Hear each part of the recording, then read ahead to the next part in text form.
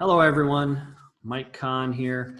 I'm going to talk about the sketching assignments that I'm going to add to the curriculum that correspond with this book, which is Drawing for the Absolute and Utter Beginner. This book is full of many types of activities that have to do with drawing from life. So in drawing, we often break it up into different techniques. For example, in your perspective drawing, you're using a technique of working on the background and using rulers and vanishing points. That is kind of a kind of drawing from your mind, but it's also a very heavy on technique kind of methodology. So that's like, drawing in a very linear way, right? And then there are other methods. There's all kinds of different methods of drawing. One method is the grid technique, where you take a picture and you grid it up, and then you have a corresponding grid, and then you use that as a guide, right?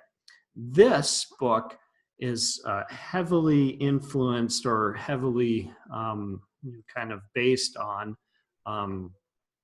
still life drawing or drawing from life. So in this case, you're going to be setting up objects and drawing those objects in life and training your pencil to kind of follow your eye. This is an academic kind of mode of drawing. Anyway, what I'd like to do is pick out some of the drawing activities that are in the book, and I'll set up a Dropbox for it, and you'll be able to go through and at various times do these. These are kind of smaller, kind of sketchbook type activities. There are some activities in the book that correspond with some of our future projects, and in that case, I will, kind of line it up and kind of use it as a reference. The first one I want you to look at is on page 14 and 15. It's called Recording Edges Contour Drawing.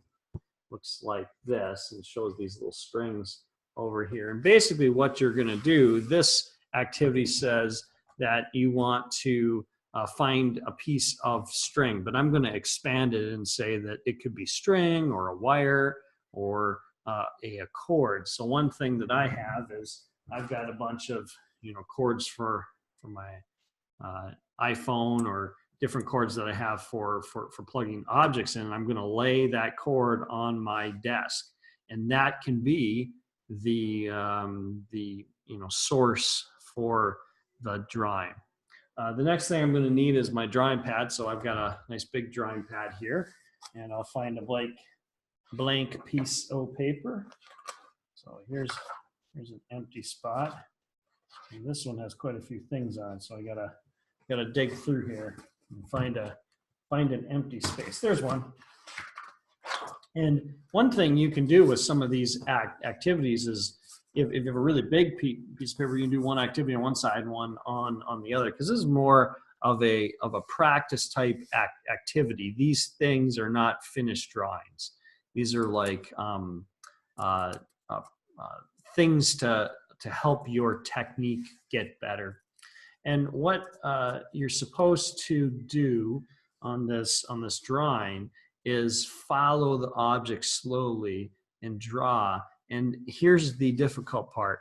I want you to focus on looking at the object, not at your pencil, right?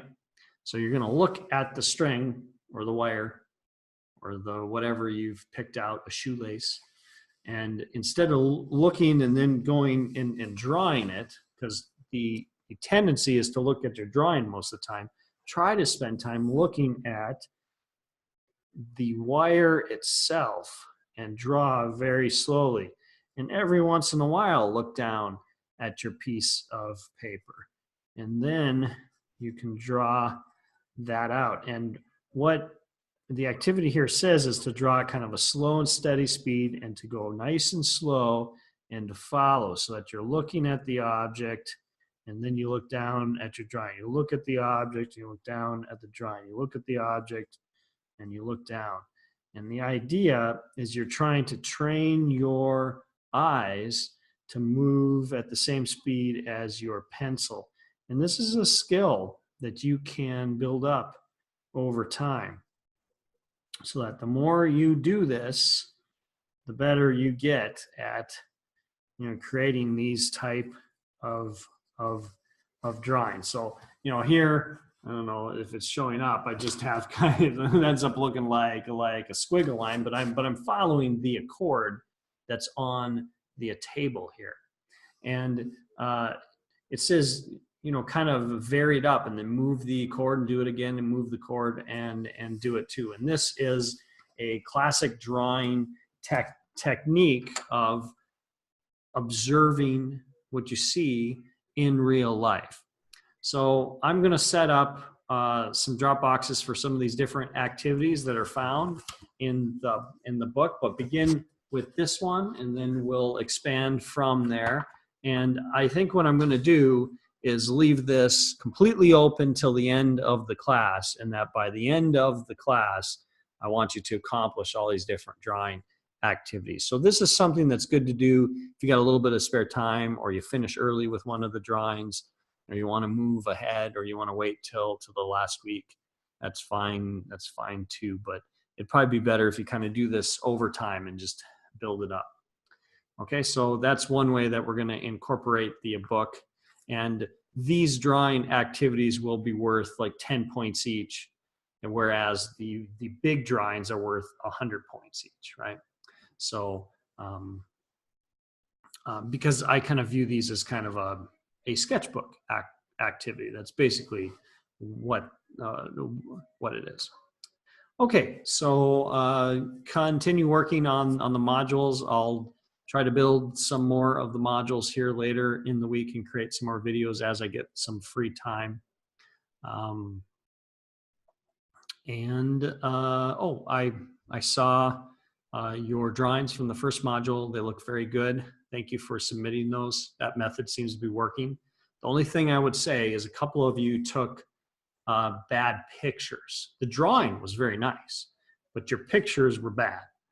So, which I didn't think about. So just remember that when you're taking pictures, to make sure it's even and that you have enough light.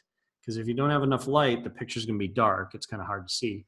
And if you take the picture at a skewed angle, then it's really hard for me to see the entire drawing. I'd like to see it straight and square up front than at an angle in a weird, obscure thing, you know. So moving forward, let's try to take some better, clearer, focused, squared off pictures. That will just help me out a lot. That's it. Email me at conm@iecc.edu if you have any questions. Thank you. Have a nice day.